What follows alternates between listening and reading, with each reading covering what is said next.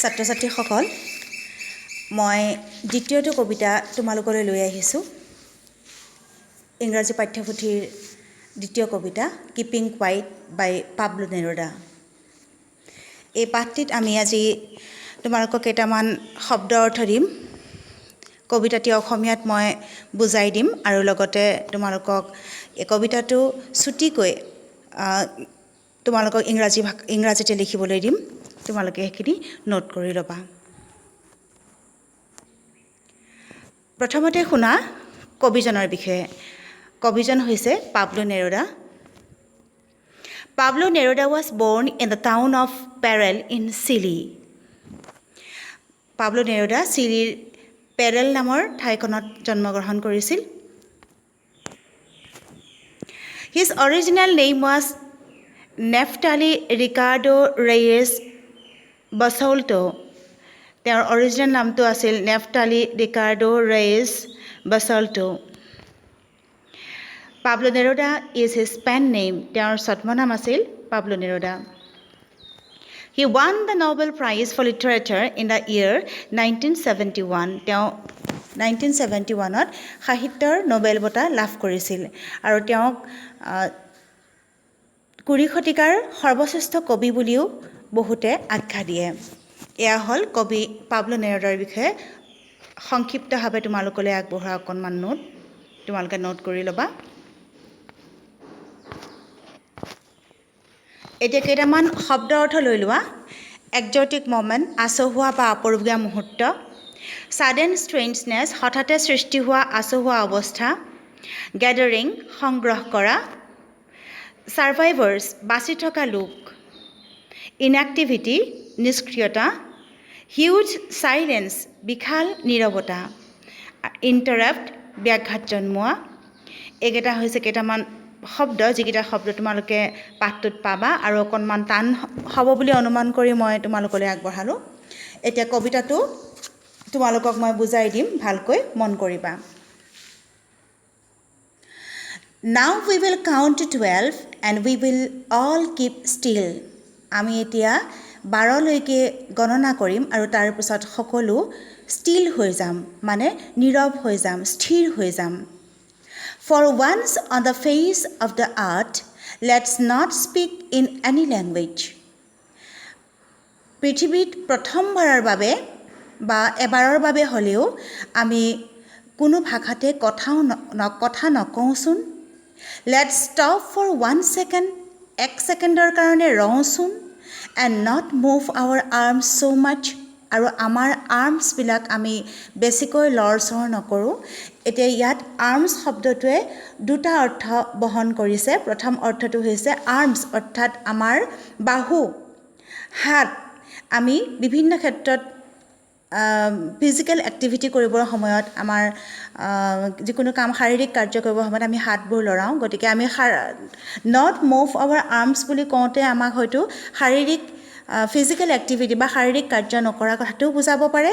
আৰু লগতে আৰ্মছ শব্দটোৱে ৱেপনছ বা অস্ত্ৰ শস্ত্ৰক বুজায়। গতিকে আমি আৰ্মছ লৰচৰ নকৰোঁ, নট মুভ আৱাৰ আৰ্মছ বুলি কওঁতে আমি আমাৰ অস্ত্ৰ শস্ত্ৰৰে আনক আঘাত নকৰা কথাটোও বুজাব পাৰে। দুটা অৰ্থ বহন কৰিছে আৰ্মছ শব্দটোৱে। যি কি নহওক, আমি বুজি পাইছোঁ যে আমি কোনো ধৰণৰ শাৰীৰিক কাৰ্য সম্পন্ন নকৰোঁ আৰু লগতে আমি আমাৰ অস্ত্ৰ শস্ত্ৰৰে আনক আঘাত নকৰোঁ। এই দুইটা কথাই এই বাক্যটোৱে বুজাইছে। It would be an exotic moment. এইটো বৰ আচহুৱা আপুৰুগীয়া এটা মুহূৰ্ত হ'ব। কোনটো মুহূৰ্তৰ কথা কৈছে? যিটো মুহূৰ্তত আমি কেতিয়াও কোনেও কথা নক'ম, কেতিয়াও কোনেও একো শব্দ নকৰিম, কোনেও কাম নকৰিম আৰু আমাৰ হাতবোৰ আমি লৰচৰ নকৰিম, শাৰীৰিক কাৰ্য বন্ধ কৰিম, আমি কোনেও কাকো আঘাত নকৰোঁ। তেনেকুৱা এটা মুহূৰ্ত হ'ব একজটিক মমেণ্ট বা আচহুৱা বা আপুৰুগীয়া এটা মুহূৰ্ত।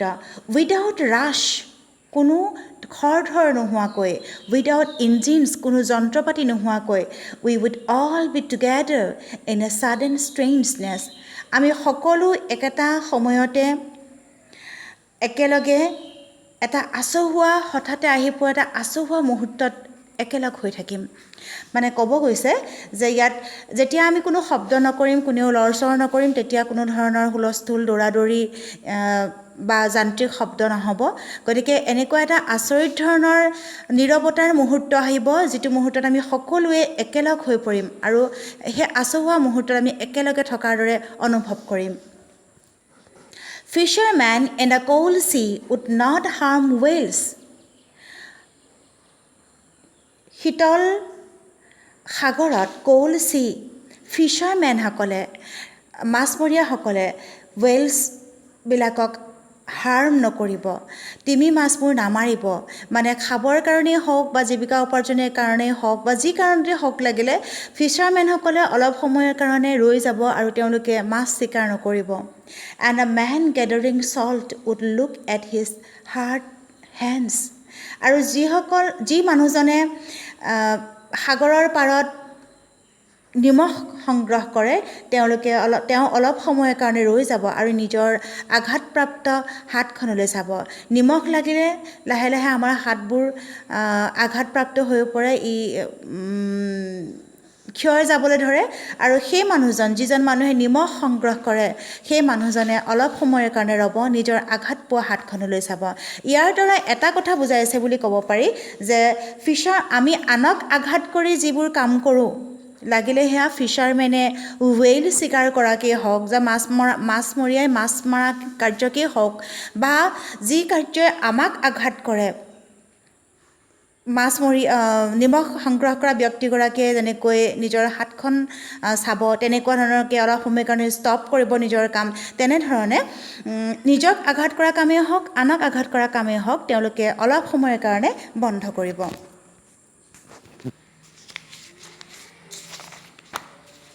Those who prepare green wars with gas, wars with fire, victory with no survivors. Those who prepare green wars with gas, wars with fire. আমাকে তিনি ধৰণৰ যুদ্ধৰ কথা কৈছে বৰ্তমান পৃথিৱীত আমি তিনি ধৰণৰ যুদ্ধ দেখিবলৈ পাওঁ green wars with gas, wars with fire. গেছেৰে আমি গেছৰ পৰা আমাৰ উইপেন্সবিলাক বনাই কোনোবা ক্ষেত্ৰত আমি হাবি বন ভাঙি যুদ্ধ আৰম্ভ কৰোঁ আৰু কোনোবা ক্ষেত্ৰত আমি জুই গোলা বাৰুদেৰে যুদ্ধ কৰোঁ গতিকে এনেকুৱাকৈ যিসকল ব্যক্তিয়ে যুদ্ধৰ তৈয়াৰী কৰিব ভিক্টৰী উইথ ন' ছাৰ্ভাইভাৰ্ছ এনেকুৱা ধৰণৰ যিবোৰ যুদ্ধ হয় সেই যুদ্ধবিলাকত সাধাৰণতে কোনো ছাৰ্ভাইভাৰ্ছ বা ব্যক্তি বাচি নাথাকে কোনো ছাৰ্ভাইভাৰ্ছ নাথাকে ব্যক্তি জীয়াই নাথাকে যুদ্ধৰ পিছত সকলো দুই পক্ষৰ শত্ৰুপক্ষৰে হওক বা নিজৰ পক্ষৰে হওক মানুহ মৃত্যু মুখত পৰিব লগা হয় তেনে ক্ষেত্ৰত তেনেধৰণৰ যুদ্ধৰ কাৰণে তৈয়াৰী কৰা মানুহবিলাকে would put on clean clothes চাফা কাপোৰ পিন্ধিব and walk about with their brothers in the shade doing nothing and walk about with their brothers নিজৰ ব্ৰাদাৰ্ছসকলৰ লগত ভাতৃসকলৰ লগত খোজকাঢ়িব ইন দ্য শেড ছাঁত ডুইং নাথিং একো নকৰাকৈ তেওঁলোকেও একো নকৰে আৰু ইয়াত ব্ৰাদাৰ্ছ শব্দটোৱে কেৱল নিজৰ সহোদৰ ভাতৃক বুজোৱা নাই গোটেই পৃথিৱীৰ মানৱ জাতিটোকে ইয়াক ব্ৰাদাৰ্ছ বুলি কোৱা হৈছে আৰু যিসকল ব্যক্তিয়ে যুদ্ধৰ তৈয়াৰী কৰে সেইসকল ব্যক্তিয়েও যুদ্ধৰ তৈয়াৰী বাদ দিব আৰু তেওঁলোকে বিশ্বৰ অন্যান্য মানুহবিলাকৰ লগত একেলগ হৈ ভাতৃত্বৰ দোলেৰে বান্ধ খাই খোজকাঢ়িব একেলগে ইজনে সিজনৰ হাতত ধৰাধৰিকৈ খোজকাঢ়িব আৰু তেওঁলোকেও সেইখিনি সময়ত একো নকৰাকৈ থাকিব What I want should not be confused with total inactivity এইখিনি এটা প্ৰশ্ন আহিব পাৰে যে কবিয়ে বাৰে বাৰে কৈছে যে কোনেও একো কাম নকৰিব কোনেও কথা নকব কোনেও হাত লৰচৰ নকৰিব শাৰীৰিক কোনো কাৰ্য নকৰিব ফিচাৰমেনে মাছ চিকাৰ নকৰিব নিমখ সংগ্ৰহ কৰা ব্যক্তিজনে শাৰীৰিক পৰিশ্ৰম কৰা ব্যক্তিজনে শাৰীৰিক পৰিশ্ৰম বন্ধ কৰিব যুদ্ধৰ তৈয়াৰী কৰা ব্যক্তিসকলেও যুদ্ধ বন্ধ কৰিব কিন্তু ইয়াৰ পৰা এটা কথা অনুভৱ হয় যে সেইখিনি সময়ত টোটেল ষ্টিলনেছ আহিব নেকি মানে সম্পূৰ্ণ পৃথিৱীখন স্থবিৰ হৈ পৰিব নেকি এনেধৰণৰ এটা ভাৱ আহিব পাৰে সেইকাৰণে কবিয়ে পিছ মুহূৰ্ততে কৈছে what I want should not be confused with total inactivity মই যিটো বিচাৰিছোঁ সেইটো কিন্তু টোটেল ইনএক্টিভিটিৰ লগত সম্পূৰ্ণ নিষ্ক্ৰিয়তাৰ লগত কিন্তু কনফিউজড হ'ব নালাগে, খেলি মেলি হ'ব নালাগে। মই টোটেল ইনএক্টিভিটি বিচৰা নাই। Life is what it is about. গতিশীলতাই হৈছে জীৱন আৰু গতিশীল হ'বই লাগিব। I want no' truck with death. নিষ্ক্ৰিয় হোৱা মানেই মৃত্যু, স্থবিৰ হোৱা মানেই মৃত্যু, স্থবিৰতাই মৃত্যুক বুজায়। গতিকে স্থবিৰতা মই বিচৰা নাই, স্থবিৰতাৰ সৈতে মৃত্যুৰ সৈতে কোনো মোকাবিলা মই কৰিব খোজা নাই। If we were not single minded about keeping our lives moving and for once could do nothing, perhaps a huge silence might interrupt the sadness of never understanding ourselves and of threatening ourselves with death. কি কৈছে যে মই total ইনএক্টিভিটি বিচৰা নাই, মই মৃত্যুৰ সৈতে মোকাবিলা কৰিব বিচৰা নাই। If we were not single minded, তেতিয়াহ'লে কি বিচাৰিছোঁ মই? আমি সকলো ছিংগল মাইণ্ডেড হ'ব লাগে, যদি হ'ব নোৱাৰোঁ। About keeping our life moving, আমাৰ জীৱনবোৰ চলাই দিবৰ কাৰণে যদি আমি সকলোৱে ছিংগল মাইণ্ডেড হ'ব নোৱাৰোঁ, সকলো জীয়াই থাকিম বা সকলোকে জীয়াই থাকিবলৈ সুবিধা দিম বুলি আমি যদি ভাবিব নোৱাৰোঁ, and for once could do nothing, অকণমান সময়ৰ কাৰণেও যদি আমি নিজৰ কামবোৰ বন্ধ কৰি অকণমান ৰ'ব নোৱাৰোঁ, perhaps a huge silence, এটা বিশাল নীৰৱতাই might interrupt the sadness of never understanding ourselves, আমাৰ নিজক বুজি নোপোৱাৰ যি দুখ, সেই দুখটোক এটা হিউজ চাইলেন্সে হয়তো ব্যাঘাত জন্মাব পাৰে। and of threatening ourselves with death, আৰু আমাক মৃত্যুৰ সৈতে মিলাই দিয়াৰ এটা ভীতি প্ৰদান কৰিব পাৰে। ইয়াত কবিয়ে এটা কথাই ক'ব গৈছে যে স্থবিৰতা তেওঁ বিচৰা নাই, তেওঁ জীৱনটো জীয়াই ৰাখিবৰ কাৰণে সকলো মানুহে একমুখী লক্ষ্য লোৱাটো বিচাৰিছে। আৰু সেয়ে তেওঁ কৈছে যে অকণমান সময়ৰ কাৰণে সকলো কাম বন্ধ কৰি যদি আমি নিজকে চাব নোখোজোঁ, নিজৰ মাজলৈ অন্তৰ্দৃষ্টি নিক্ষেপ কৰিব নোৱাৰোঁ, আত্মবিশ্লেষণ কৰিব নোৱাৰোঁ, আমি ইজনে সিজনক পাৰস্পৰিক সদ্ভাৱনা বজাই ৰাখিব নোৱাৰোঁ, ইজনে সিজনক বুজিবৰ কাৰণে যত্ন কৰিব নোৱাৰোঁ, তেন্তে হয়তো এটা সময়ত আমি নিজক বুজি নোপোৱাৰ যি দুখ, সেই দুখটোক এটা বিশাল নীৰৱতাই থানবান কৰি দিব, এটা বিশাল নীৰৱতাই সাঙুৰি ল'ব, এটা বিশাল নীৰৱতাৰ মাজত এই দুখটো সোমাই পৰিব। বিশাল নীৰৱতাক তেওঁ হয়তো মৃত্যুৰ লগত তুলনা কৰিব পাৰে। গতিকে আমি বুজি ল'ব পাৰোঁ যে আমি নিজক বুজি নাপালে এটা সময়ত নিজকে মৃত্যুৰ মুখামুখি কৰিবলৈ আমি বাধ্য হৈ পৰিম বুলি তেওঁ ক'বলৈ গৈছে। Perhaps the earth can teach us as when everything seems dead and never proves to be alive. Perhaps the earth can teach us. ইয়াতে তেওঁ এটা মেছেজ দিছে, এটা মেছেজ তাত তেওঁ কৈছে যে পৃথিৱীখনে নিশ্চয় আমাক ভালকৈ বুজাব পাৰে। when everything seems dead, যেতিয়া সকলোবোৰ মৃত যেন লাগে, and later proves to be alive, এটা সময়ত সকলো জীৱন্ত হৈ উঠে। এনেকৈ চাবলৈ গ'লে আমি দুটা উদাহৰণ ল'ব পাৰোঁ আমাৰ ডে টু ডে লাইফৰ।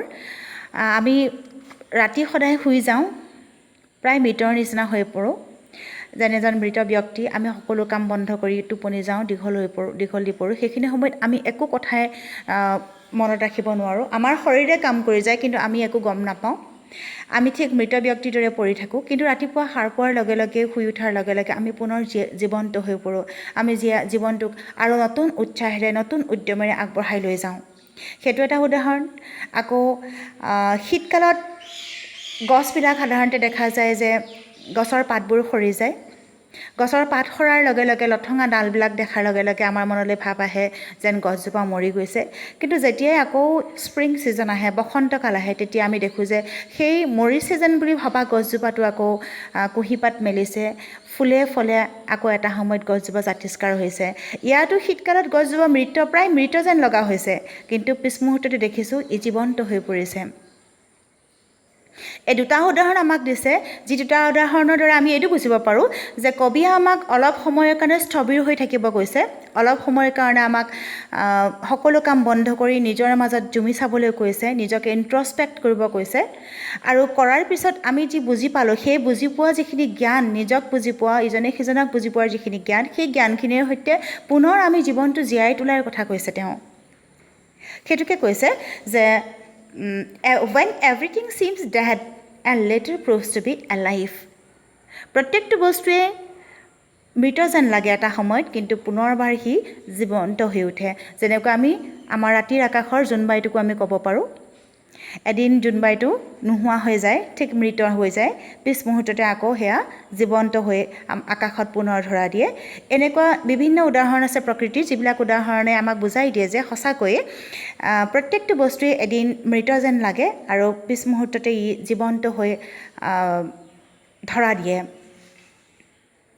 Now I will count up to 12 and you keep quiet and I will go. কবিয়ে সামৰণি মাৰিছে, Now I will count up to 12. এতিয়া মই 12লৈকে কাউণ্ট কৰিম। And you keep quiet. তোমালোক শান্ত হৈ পৰিবা, নীৰৱতা অৱলম্বন কৰিবা তোমালোকে, and I will go. আৰু মই যামগৈ মানে তেওঁ হয়তো অন্য এডোখৰ ঠাইলৈ যাব, যিডোখৰ ঠাইত তেওঁ আকৌ মানুহবিলাকক 12লৈকে কাউণ্ট কৰি নিজকে বুজি পাবৰ কাৰণে অলপ সময় দিবলৈ অনুৰোধ কৰিব। কবিতাৰ সাৰমৰ্ম এয়াই। ইয়াত আমাক দুটা কথা কৈছে। এটা হৈছে আমি নিজকে চাব লাগে, নিজৰ অন্তৰ্দৃষ্টিয়ে নিজক বুজি পাব লাগে, আৰু দ্বিতীয়তে সমগ্ৰ মানৱ জাতিক একতাৰ ডোলেৰে বান্ধিবৰ কাৰণে আমি ইজনে সিজনক বুজি পাব লাগে। এই দুটাই হৈছে কবিতাটোৰ মূল ভাৱ, মূল কথা, বিষয়বস্তু। আৰু এইখিনিকে মই তোমালোকক বুজাই দিলোঁ। তোমালোকে কিবা বুজি নাপালে মোক পিছত জনাবা। আৰু এতিয়া তোমালোকে ইয়াৰ কবিতাটোৰ মূল ভাৱটো, সাৰাংশটো এবাৰ চাই লোৱা আৰু লগতে লিখি লোৱা। The poem in short. In this poem, the poet Neruda talks about the necessity of quiet introspection and creating a feeling of mutual understanding among human beings. এই কবিতাটোত কবি নেৰুদাই ঠাণ্ডা বা শীতল মগজুৰে ইন্ট্ৰস্পেকশ্যন কৰা, নিজকে চোৱা, অন্তৰ্দৃষ্টি প্ৰদান কৰা, আৰু creating a mutual understanding among human being, মানুহৰ মাজত এটা পাৰস্পৰিক বুজাবুজিৰ সৃষ্টি কৰাৰ গুৰুত্ব দিছে, তাৰ ওপৰত তাৎপৰ্য দিছে। আৰু দ্বিতীয়টো হৈছে The poet requests everyone to count up to 12 and stay calm and still. কবিয়ে সকলোকে 12লৈকে কাউণ্ট কৰিবলৈ কৈছে, আৰু তাৰপিছতে কাম এণ্ড ষ্টিল, শান্ত আৰু স্থিৰ হৈ থাকিবলৈ কৈছে।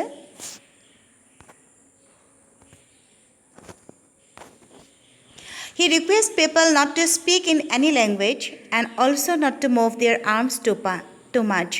তেওঁ মানুহক কোনো এটা ভাষাতে কথা নক'বলৈ কৈছে, আৰু তেওঁলোকৰ হাতবোৰ লৰচৰ নকৰিবলৈ কৈছে।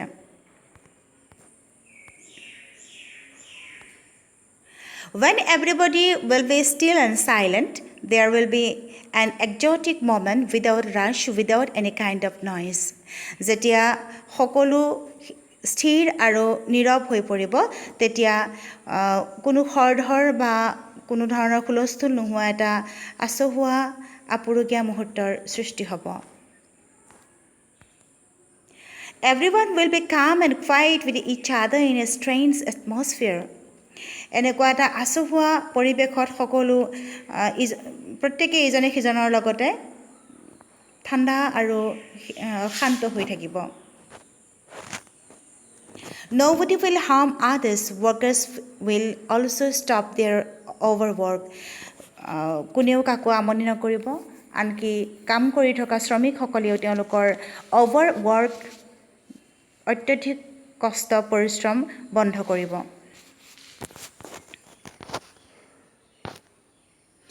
The warmongers will put on clean clothes. যুদ্ধৰ তৈয়াৰী কৰা যুদ্ধ বিচৰা লোকসকলেও চাফা কাপোৰ পিন্ধিব and work together with other people with a feeling of mutual understanding আৰু আন মানুহসকলৰ লগত একেলগে পাৰস্পৰিক বুজাপৰাৰে খোজকাঢ়িব। In this peaceful, calm and quiet atmosphere, everyone should introspect into his or her own mind and try to understand own self. এনেকুৱা এটা শান্ত ঠাণ্ডা পৰিৱেশত প্ৰত্যেকেই নিজৰ মাজলৈ নিজে এবাৰ জুমি চাব আৰু নিজকে বুজি পাবলৈ যত্ন কৰিব। And if we, says the poet, do not do introspection and never try to understand own self and each other, then a huge silence might interrupt and threaten us of that. আৰু কবিয়ে কৈছে যদিহে আমি নিজকে বুজি পাবলৈ যত্ন নকৰোঁ বা আমি ইজনে সিজনক বুজি পাবলৈ নিবিচাৰোঁ তেতিয়াহ'লে হয়তো এটা বিশাল নীৰৱতাই আমাক আগুৰি ল'ব আৰু আমাক মৃত্যুৰ ভয় খুৱাব। From the earth itself, we people should learn the message that after a silence or that there will be new beginning. আমি পৃথিৱীৰ পৰা এটা বাৰ্তা ল'ব পাৰোঁ যে নীৰৱতা বা মৃত্যুৰ পিছতো নতুন এটা জীৱন থাকে। So the poet says everyone should be silent for some moments so that everyone can perceive a better world of peace and tranquility. সেইকাৰণে কবিয়ে কৈছে যে প্ৰত্যেকেই নীৰৱ হৈ থাকিব লাগে যাতে এখন বেছি ভাল, বেছি শান্ত আৰু সুন্দৰ পৃথিৱী আমি পাব পাৰোঁ। ছাত্ৰ ছাত্ৰীসকল, আজি কবিতাটো মই তোমালোকক বুজাই দিলোঁ। কিবা বুজি নাপালে মোক ক'বা। ইয়াৰ পিছৰ ক্লাছত মই তোমালোকক ইয়াৰ প্ৰশ্ন উত্তৰ অলপমান দিবলৈ যত্ন কৰিম। ধন্যবাদ।